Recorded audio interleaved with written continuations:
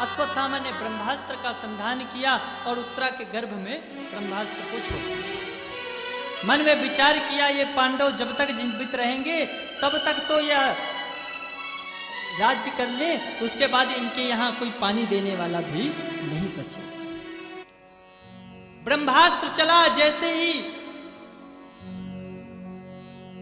ब्रह्मास्त्र को आता देखा तुरंत उत्तरा दौड़ी दौड़ी आई और कन्हैया से बोली, कन्हैया मेरी रक्षा करो, मैं मृत्यु को प्राप्त हो जाऊं मुझे कोई दिक्कत नहीं, परंतु मेरे गर्भ में जो पांडवों का अंश पल रहा है वो उसकी रक्षा करो। कन्हैया ने मन में विचार किया कि देखो तो यह गुरु पुत्र का कैसा इसने निकृष्ट कार्य किया है। तुरंत भगवान ने कहा तुम चिंता मत करो देवी, मैं कुछ करता हूँ। तुरंत भगवान ने सूक्ष्म रूप में जाकर उत्तरा के गर्भ में निवास किया और अपने गदा को सुदर्शन के भांति घुमाया और उस ब्रह्मास्त्र से भगवान ने उत्तरा के गर्भ की रक्षा कर दी। धीरे धीरे समय बीता। आज भगवान ने कहा, बुआ जी अब आपके घर में सब कुछ अच्छा चल रहा है, आपके पुत्र राजा बने, युधिष्ठिर का राज्याभिषेक हुआ है, पांडवों को विजय श्री मिली है, अब मैं जाना चाहूं, अब मुझे जाने दो।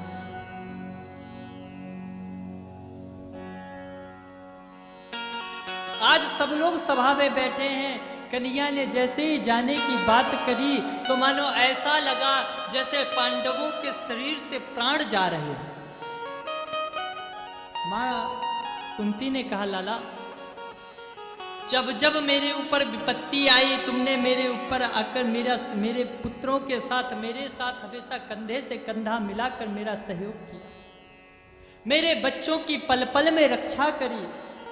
आज मेरे जीवन में सुख आया है तो तुम जाने लगे। कन्हैया ऐसे सुख का क्या मतलब? इससे अच्छा तो वह कष्ट था जिस कष्ट में कन्हैया तुम साथ थे। मैया कुंती ने तुरंत अपने साड़ी का पल्लू फैला लिया और कहा, ठाकुर जा रहे हो तो कुछ देते हुए जाओ। क्या? विपदा संतु न सस्व तत्र तत्र जगद्गुरु भवतो दर्शनम यस्य द पुनर्भव दर्शनम। बोले कन्हैया मुझे विपत्ति देते हुए। क्यों?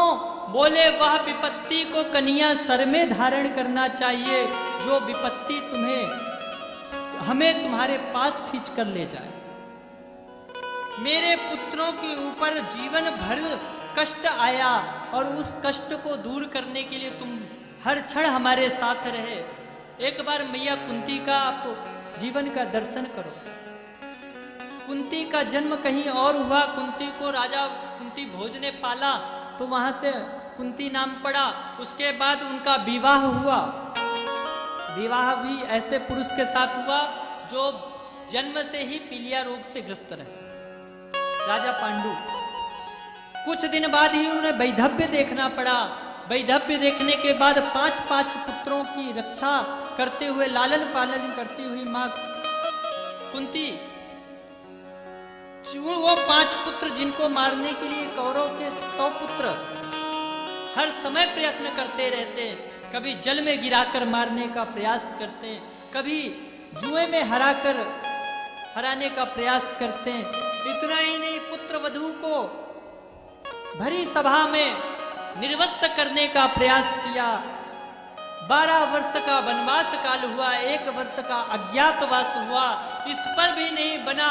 महाभारत जैसा युद्ध हुआ और ठाकुर जी आपकी कृपा से आपने पल पल हमारी रक्षा करी। और यह विशाल सेना जो कि अथाह महासागर जैसी यह विशाल सेना कौरवों की, जिसमें बड़े बड़े योद्धा भीष्म पितामह, कृपाचार्य, द्रोणाचार्य जैसे बड़े बड़े, कर्ण विकर्ण जैसे बड़े बड़े योद्धा रहे, ऐसी विशाल सेना को मेरे 5 पुत्रों ने अपनी छोटी सी सेना के साथ में इस प्रकार पार कर लिया जैसे कोई गाय के बछड़े के खुर को पार करता हो। तो हे ठाकुर, तेरी ही कृपा से ये सब कुछ हुआ और आज तुम हमें छोड़कर जा रहे हो। कैसे हम रहे ठाकुर जी? आज कन्हैया ने सबको समझाया, मैया कुंती को, पांडवों को, सबको बैठकर समझाते रहे। आज रात भर युधिष्ठिर के पास बैठकर भगवान ने गीता का ज्ञान दिया। जो गीता भगवान ने अर्जुन को सुनाई थी, अर्जुन को तुरंत समझ में आ गई। आज रात भर बैठकर उसी गीता का ज्ञान भगवान ने युधिष्ठिर जी को दिया। युधिष्ठिर को समझ में नहीं आया। युधिष्ठिर मन में विचार करने, कन्हैया क्या मतलब हुआ?